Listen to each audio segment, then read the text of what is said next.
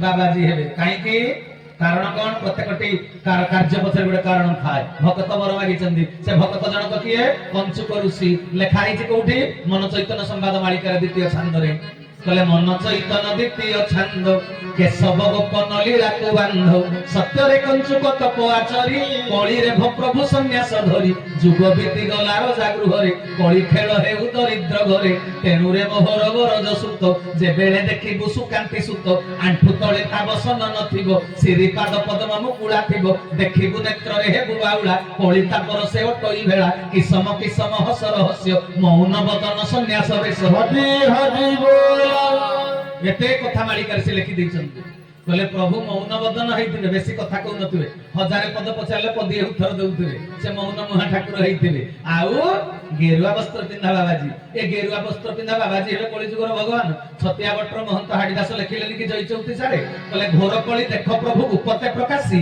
घरे घरे बुलिबे से होइनो सन्यासी बोले कली जुगर प्रभु सन्यासी बेसरे आसीबे पुनी ए कथा को आउ जने सर्टिफाइड कले द्वापर जुगर महामुनि जैमिनी वेदटा तो शुणी शुणी मन रखुले तार अन्य नाम श्रुति किंतु द्वापर जुग शेष में कली जुग आरंभ में वेद को चारि भाग कर लिखित रूप देले किए महामुनि व्यासदेव कृष्णदीपायन व्यासदेव तेणु व्यासदेव जो वेद को चारि भाग कले पृथ्वी में वेद ज्ञान प्रचार केमती हम चारि जन शिष्य को बांटी देले सुमंत परिल वैशंपायन जैमिनी ए चारि जन के भितर जैमिनी ऋषि द्वापर जुग तपस्या करू करू ध्यान रे देखि देले कली जुगर भगवान गेरुआ वस्त्र पिंधावा हरि हरि बोल तेणु जैमिनी ऋषि ताको जैमिनी भारत ग्रंथ रे लिखि देले अन्य अवतार बहव सर्वसाधारण हो भटा कलौ विष्णुर अवतार की गुढ़ सन्यासी रूप ध्रुव बोले कली जुगर भगवान विष्णु जेते अवतार हेबे गुप्त सन्यासी रूप धारी हेबे तबे सजन वृंद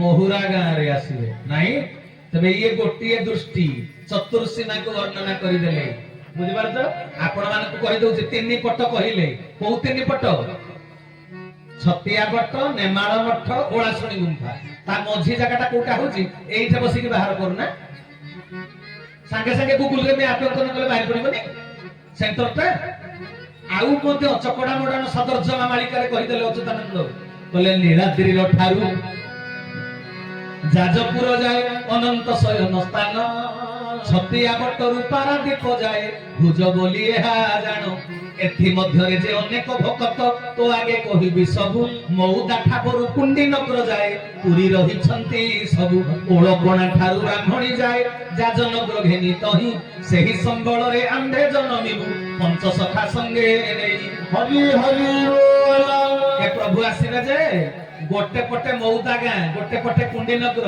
गोटे पटे ओळासुणी ए गोटे पटे ओळपणा गोटे पटे ब्राह्मणी एक कथा को भी कहिचंदी पुणी कहिले चारिटा जिनिस नीलाद्री कहिले पुरी नीलाद्री ठारू जाजपुर जाए अनंत शयन स्थान अच्छा नीलाद्री कहिले पुरी जाजपुर तो जाजपुर आपण गोटे काम करंतु वर्तमान स्मार्टफोन रे गूगल रे गोटे मैप अंकन करंतु गोटे बिंदु रखि दियंतु नीलाद्री पुरी रे गोटे बिंदु रखि दियंतु जाजपुर रे पुणी कहिले छतिया बटर पारादीप जाए भुज बोलिया जानो छतिया बटर गोटे बिंदु पारादीप रे जो पॉइंटटा देखैबो गूगल रे सेठी गोटे बिंदु तबे ए दीटा जाको गारो को जदी संयोग करिवो गोटे छप चिन्ह हबो कि नाही सेंटरटा को जगह एबे खोजि दउ ना संदेह तो दूर होई जबो संगे संगे आसी जबो को जगह आउ संदेह होबार दूर ना माने असुविधा नै तबे संबळ गांटा कोठी एहा गोटिए दृष्टि भंगी रे अचुत बुझाइल आउ गोटे दृष्टि कोन से प्रयोग करिसंती संबळ गां को बुझिया पाई सेटा कोन जानिछो कलिकल्प सप्तम पटल मालिका रे लिखि देले कले क्षीर नदी दक्षिणे जे क्षीरजा मंडल क्षीर नदी दक्षिणे जे क्षीरजा मंडल ख्यात जे कमल पुर गुप्त जे संबळ बाबू गुप्त जे संबळ बाबू गुप्त जे संबळ कले प्रभु आसीबे कोडी क्षीर नदी दक्षिण पटे बुझि पारलो तबे क्षीर नदी कोटा सब नदी रे तो ओडिसा जाक पानी बाहर पानी बहुची गोटे नदी रे किंतु क्षीर बहुची सेटा आम आखि के देखा जाइनी ओळासुणी मठ मंत रखित दास को देखा गला अच्युत अनंत पंच सखा को देखा गला से देखिले जे क्षीर सागर आसीचंदी प्रभुंकर पद धौत करबा पई आ गंगा नदी तो कोन बही थांता कि कटक जिल्ला रे मु आसीबा कथा मालिका रे प्रमाण देली अनेक लोक कहउनांती जाजपुर रे कलिकी अवतार आविर्भाव हेबे କହୁଛନ୍ତି କିନ୍ତୁ ଯାଜପୁର ନୁହେଁ ଯାଜନଗର ଲେଖା ହେଇଛି ଉଦ୍ଧବ 34 କହିଲେ ଯାଜନଗର ବୋଲି ଯାହାକୁ ଜାଣିବୁ। ଯଦି ଯାଜପୁରଟା ଯାଜନଗର ଆଉ ଅଚ୍ୟୁତାନନ୍ଦଙ୍କ ବୁଝେଇବାକୁ କାହିଁ ପଡିଥାନ୍ତା? କହୁଛନ୍ତି ଯାଜନଗର ବୋଲି ଯାହାକୁ ଜାଣିବୁ ଜହିରେ ଉଭା କନକ ଯମୁନା କାଳିନ୍ଦୀ ଗୁପ୍ତରେ ବହୁଛି ସେଠାରେ ଭୈରବୀ ଡାକ। କହିଲେ ଯୋଉଠି ପ୍ରଭୁ ଆସିଛନ୍ତି ସେଠି ଯମୁନା ନଦୀ ବହୁଛି। ଆହା ଓଡିଶାର କଟକ ଜିଲ୍ଲାରେ କୋଉଠି ଗୋଟେ ଯମୁନା ଅଛି, ଯିବ ଥରେ ସ୍ନାନ କରି ଆସିବ ଜୀବନ ଧନ୍ୟ ହବ। ଗଙ୍ଗା ବି ଅଛି ମୁଁ ଏବେ କହୁଛି। ତେବେ କହିଲେ ଯୋଉଠି ଯମୁନା ନଦୀ ବହୁଛି ସେଇଟା ହଉଛି ସମ୍ବଳ ନଗର। ଆଉ କ୍ଷୀର ନଦୀ ଦକ୍ଷିଣ ପଟେ କ୍ଷୀର ନଦୀ ପୁଣି କନକ ଉଭା ହେଇଥିବ। କହିଲେ ଯାଜନଗର ବୋଲି ଯାହାକୁ ଜାଣିବୁ ଜହିରେ ଉଭା କନକ। କନକ ମାନେ କଣ? କନକ ମାନେ ସୁନା। କହିଲେ ଯୋଉଠି ସୁନା ଉଭା ହେଇଥିବ ୟା ମାନେ କଣ ଜାଣିଛ? ହାଡିଦାସ କହିଲେନି କଳି କାଳ ରୀତି ଦେଖିଲୋ କଳକି ହୋଇବେ ଉଦେ ଆହା କଳକି ହୋଇବେ ଉଦେ କଳା ପର୍ବତରେ ଲୀଳା ପ୍ରକାଶିତ କନକ ପାଟଣା ମଧ୍ୟରେ ଜୟ ଗୁରୁ ସ୍ୱାମୀ ଜୟ ଗୁରୁ ସ୍ୱାମୀ ଜୟ ଗୁରୁ ସ୍ୱାମୀ ଜୟ ଗୁରୁ ସ୍ୱାମୀ ବୋଲ ସଚିଦାନନ୍ଦ ଭଗବାନ। ତେବେ କଣ କହିଲେ? କେତେ ସୁନ୍ଦର ଭାବେ କହିଲେ କଳି କାଳ ରୀତି ଦେଖିଲ ବଉଳ କଳକି ହୋଇବେ ଉଦେ। ଉଦେ ହେବେ ଯେ କୋଉଠି ଆସିବେ?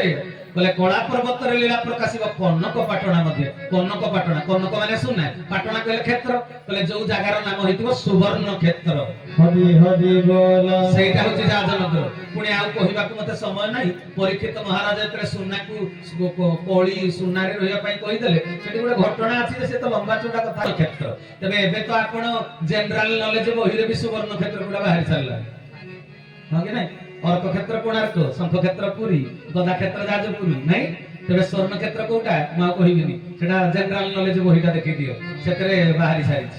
ତେବେ ସଜନ ବୃନ୍ଦ ତେବେ ସ୍ୱର୍ଣ୍ଣ କ୍ଷେତ୍ର ହଉଛି ଯାଜନଗର। ତେବେ ପ୍ରଭୁ କୋଉଠି ଆସିବେ ନା ଓଳାଶୁଣୀ ମଠ, ନେମାଳ ପୀଠ ଆଉ ଛତିଆ ବଟ, ଏ ତିନି ଜାଗା ମଝି ଜାଗା। ପୁଣି ଆଉ ଗୋଟେ ଦୃଷ୍ଟିଭଙ୍ଗୀ ଦେଲେ କଣ କହିଲେ କ୍ଷୀର ନଦୀ ଦକ୍ଷିଣେ ଯେ ବିରଜା ମଣ୍ଡଳ, ବିରଜା କ୍ଷେତ୍ର ଯାଜପୁର, ପ୍ରଭୁ ଆସିବେ ବିରଜା ମଣ୍ଡଳରେ। ବିରଜା ମଣ୍ଡଳ କୋଉଟା ନା କ୍ଷୀର ନଦୀ ଦକ୍ଷିଣ ପଟେ। କ୍ଷୀର ନଦୀଟା କୋଉଟା? କଳିଆଗତ ଭବିଷ୍ୟତ ବାଳିକାରେ ଅଚ୍ୟୁତାନନ୍ଦ କହିଲେ ଗୁପ୍ତ କ୍ଷୀର ଧାର ଜରିଆ ନଈ ଦକ୍ଷିଣ ତଟେ ଜନମି ମୋହି। କହିଲେ ସେ ନଈର ନାମ ହଉଛି ଜରିଆ ନଈ। ତେବେ କଟକ ଜିଲ୍ଲାରେ କୋଉ ଜାଗାରେ ଜରିଆ ନଈ ବହୁଛି ଆପଣ ଖୋଜନ୍ତୁ ଆଜ୍ଞା। ସେଇଠି ଗୁପ୍ତ ଯାଜନଗର ଗୁପ୍ତ ସମ୍ବଳ ହରି ହରି ବୋଲା। ସେଇଠି ପ୍ରଭୁ ଆବିର୍ଭାବ ହୋଇଛନ୍ତି ଜରିଆ ନଦୀ କୂଳରେ ଚକଡା ମଡାନ ତୋରଣ ମଲ୍ଲି ବାଳିକାରେ। ଅଚ୍ୟୁତାନନ୍ଦ ବି କହିଦେଲେ ଜରିଆ ବୋଲିନ ନଦୀ କୂଳେନ ଗୁପ୍ତ ଖେଳ ପରେ ନାରାୟଣ। ଜରିଆ ନଦୀ କୂଳରେ ଗୁପ୍ତରେ ନାରାୟଣ ଲୀଳା କରିଛନ୍ତି। ତେବେ ସଜନ ବୃନ୍ଦ ତେବେ ଜରିଆ ନଦୀ କୂଳରେ ପ୍ରଭୁ ଆସିଛନ୍ତି। ଗାଁ ନାଁଟା କଣ? ଦ୍ୱାପର ଯୁଗରେ ଗ୍ରାମର ନାମ ଥିଲା ସମ୍ବଳ। ଆଜକୁ 550 ବର୍ଷ ତଳେ ନାମ ଥିଲା ମହୁରା। ଏବେ ସେ ଗ୍ରାମର ନାଁଟା କଣ ହେଇଛି? ମହାବିବେକ ଗ୍ରନ୍ଥ ମାଳିକାରେ ଅଛି ତ କହିଦେଲେ ମହୁରା ଶାସନ ନାମ ମାହାଙ୍ଗା ଯେ ଘର, ମହୁରା ଶାସନ ନାମ ମାହାଙ୍ଗା ଯେ ଘର, ବ୍ରହ୍ମଣ ଅକ୍ଷରରୁ କେଶବଙ୍କ ଘର, ବ୍ରହ୍ମଣ ଅକ୍ଷରରୁ କେଶବଙ୍କ ଘର, ବ୍ରହ୍ମଣ ଅକ୍ଷରରୁ କେଶବଙ୍କ ଘର। କହିଲେ ମହୁରା ଶାସନ ନାମ ମାହାଙ୍ଗା ଯେ ଘର, ବ୍ରହ୍ମଣ ଅକ୍ଷରରୁ କେଶବଙ୍କ ଘର। ଆଉ ମାହାଙ୍ଗା କଥା ତ ହଜାରେ ଜାଗାରେ ଲେଖା ହେଇଛି, କେତେବେଳେ ଆଉ କହିବି ବୁଝିପାରୁଛ?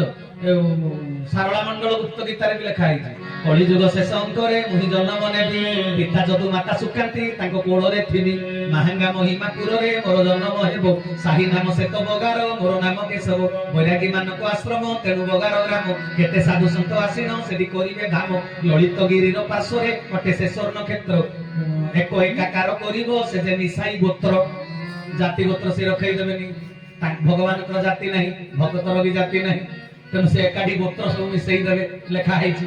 ତେଣୁ ସଜନ ବୃନ୍ଦ ପ୍ରଭୁ ଆସିବେ ମାହାଙ୍ଗା ଗ୍ରାମରେ। ଏ ଗୁରୁ ଭକ୍ତି ଗୀତାରେ ଅଚ୍ୟୁତାନନ୍ଦ ବି ଲେଖିଲେନି କି ଆମ୍ଭେ ଜନମି ବୁରାଙ୍ଗ ଗୋବରୀ ଚୂଳରେ, ଆମ୍ଭେ ଜନମି ବୁରାଙ୍ଗ ଗୋବରୀ ଚୂଳରେ, ବ୍ରାହ୍ମଣ କୂଳରେ ପୁଣି ମାହାଙ୍ଗା ନଗରେ, ବ୍ରାହ୍ମଣ କୂଳରେ ପୁଣି ମାହାଙ୍ଗା ନଗରେ, ବ୍ରାହ୍ମଣ କୂଳରେ ପୁଣି ମାହାଙ୍ଗା ନଗରେ। ଗୁରୁ ଭକ୍ତି ଗୀତାରେ ମହାପୁରୁଷ ଅଚ୍ୟୁତାନନ୍ଦ ଲେଖିଲେ ଆମ୍ଭେ ଜନମି ଅଚ୍ୟୁତାନନ୍ଦ କଥା ନୁହେଁ, ଏଟା ପ୍ରଭୁଙ୍କର ଡାଇରେକ୍ଟ ସ୍ପିଚ, ପ୍ରତ୍ୟକ୍ଷ ଉକ୍ତି।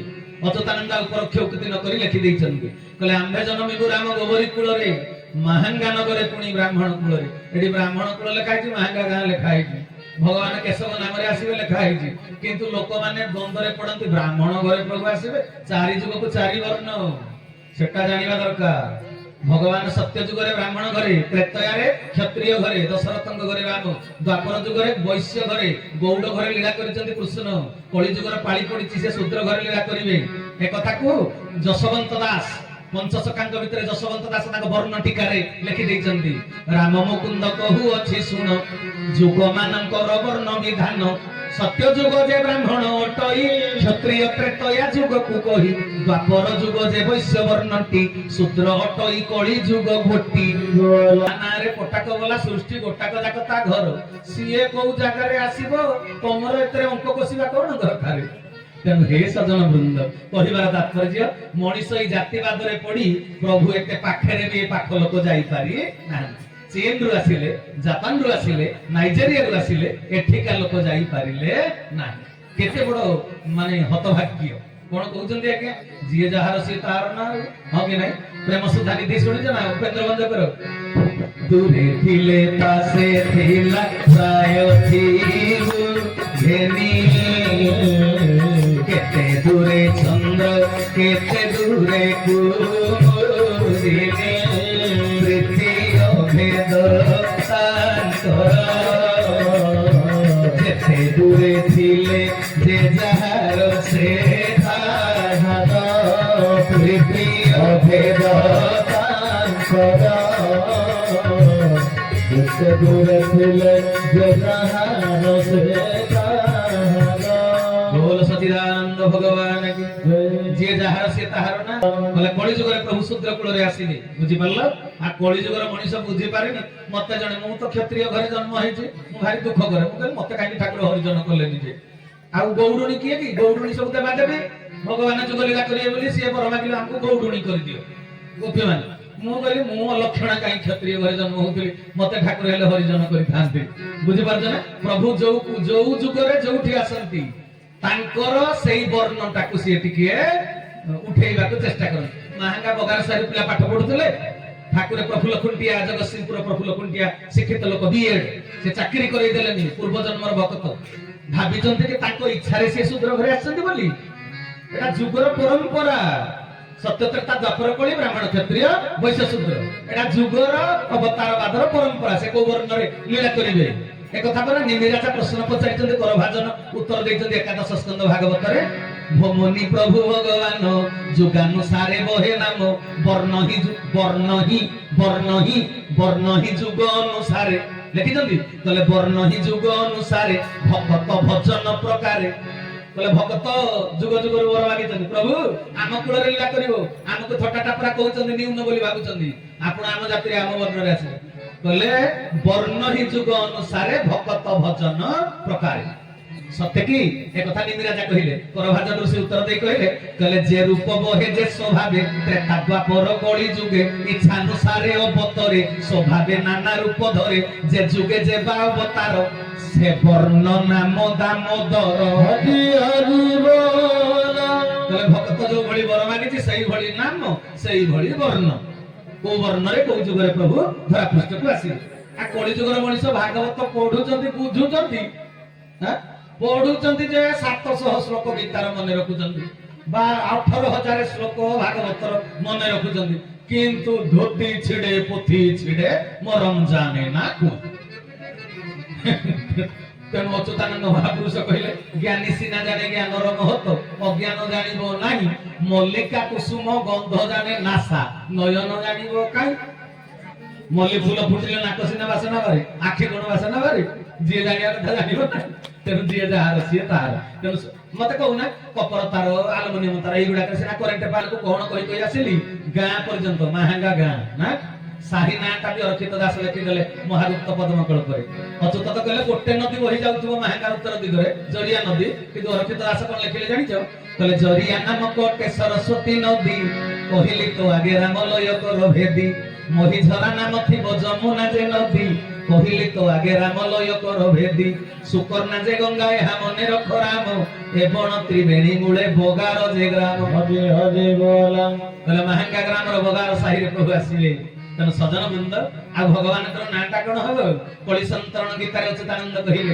ସତ୍ୟେ ଶ୍ରୀ ହରି ନାମେବ ତ୍ରେତୟଂ ରଘୁନନ୍ଦନ ଦ୍ୱାପରେ ଶ୍ରୀକୃଷ୍ଣ ଶୈବ କଳୌ ଖ୍ୟାତସ୍ତୁ କେଶବ ତାହେଲେ କଳିରେ ପ୍ରଭୁଙ୍କ ନାମ ହବ କେଶବ ଏକାଦଶ ସ୍କନ୍ଧ ଭାଗବତ ପଞ୍ଚମ ଅଧ୍ୟାୟ 19 ନମ୍ବର 20 ନମ୍ବର ଶ୍ଲୋକ 19 ନମ୍ବର ଶ୍ଲୋକରେ ନିମିରାଜ ପ୍ରଶ୍ନ ପଚାରିଲେ 20 ନମ୍ବର ଶ୍ଲୋକରେ କରଭାଜନ ଋଷି ଉତ୍ତର ଦେଲେ ପ୍ରଶ୍ନଟା କଣ କସ୍ମିନି କାଳେ ସ ଭଗବାନ কিং বর্ণ কিং দুঃসদরুভি নাম না বাকি নবিধি নাই পূজ্যতে তদিহুচ্যতা কলে কোন নামরে প্রভু আসিলে যে উত্তর দেওয়াকে যাই কর ভাজন ঋষি কইলে কলে কৃতং ত্রেতা দ্বাপরেঞ্চ কলৌরিত্যে সকে সব মানবর্ণ বিধাকার না দেব বিধি নিজ্যতে তাহলে সত্য ত্রেতা দ্বাপর ভଳି কলি যুগরে প্রভু যেতলে আসিবে তাଙ୍କ নাম হব কেশব এ কথাକୁ ওড়িয়া মহাভারতরে শূদ্রমণি সারলা দাস লেখিদেলে বন পর্ব 210 পৃষ্ঠারে কলে সত্য যুগে মোহি অটে ভগবর মূর্তি ত্রেতয়ারে রামচন্দ্র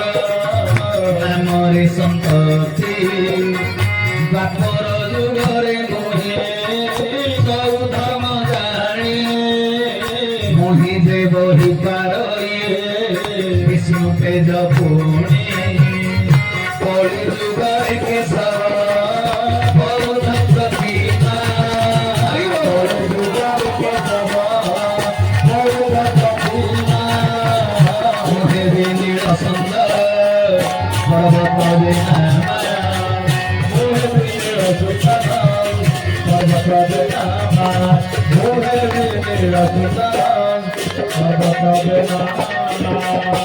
ତେବେ କଣ କହିଲେ କହିଲେ କଳି ଯୁଗରେ କେଶବ ବୌଦ୍ଧ ପ୍ରତିମା ମୁହେ ବିନିଡ଼ ସୁନ୍ଦର ପର୍ବତ ଯେ ନାମ ତେବେ ମାହାଙ୍ଗା ଗ୍ରାମ ବଗାର ସାହି କେଶବ ନାମରେ ପ୍ରଭୁ ଆସିବେ ମାଳିକାରେ ଲେଖା ହେଇଛି ଏପର୍ଯ୍ୟନ୍ତ ମାଳିକାରୁ କଣ କଣ କଥା ମୁଁ ଆପଣମାନଙ୍କ ନିକଟରେ ଉପସ୍ଥାପନ କଲି ଭାରତ ଦେଶ ଓଡ଼ିଶା ରାଜ୍ୟ କଟକ ଜିଲ୍ଲା ଜରିଆ ନଦୀ କୂଳ ମାହାଙ୍ଗା ଗ୍ରାମ କେଶବ ନାମରେ ପ୍ରଭୁ ଆସିଛନ୍ତି 55 ମସିହା ଭାଦ୍ରବ ମାସ ପୂର୍ଣ୍ଣମୀ ତିଥି ଅକ୍ଟୋବର 1 ତାରିଖରେ ଏପର୍ଯ୍ୟନ୍ତ ଏତିକି ଦି ଧାଡ଼ିର କଥା କହିବା ପାଇଁ ମତେ ଏତେ ସମୟ ଲାଗିଲା ମାଳିକାରୁ ଅବଗାହନ କରି ବାଛି ବାଛି କଥା ତେବେ ସଜନ ବୃନ୍ଦ ଏତିକିରେ କଣ ଆପଣ ମାନେ ବୁଝିଗଲେ ଠାକୁର କେଶବ ଚନ୍ଦ୍ରଙ୍କୁ ଭଗବାନ ବୋଲି ନା ନା ମୋ ଗୁରୁ ଭାଇଙ୍କ କଥା ମୁଁ କହୁନି ସିଏ ତ ପ୍ରେମରେ ବୁଡ଼ିକିରି ଅଛନ୍ତି ଅନ୍ୟାନ୍ୟ ନ ଜାଣିଥିବା ସାଧାରଣ ଜନତାଙ୍କ କଥା କହୁଛି ସମସ୍ତେ କଣ ତାଙ୍କୁ ବୁଝିଗଲେ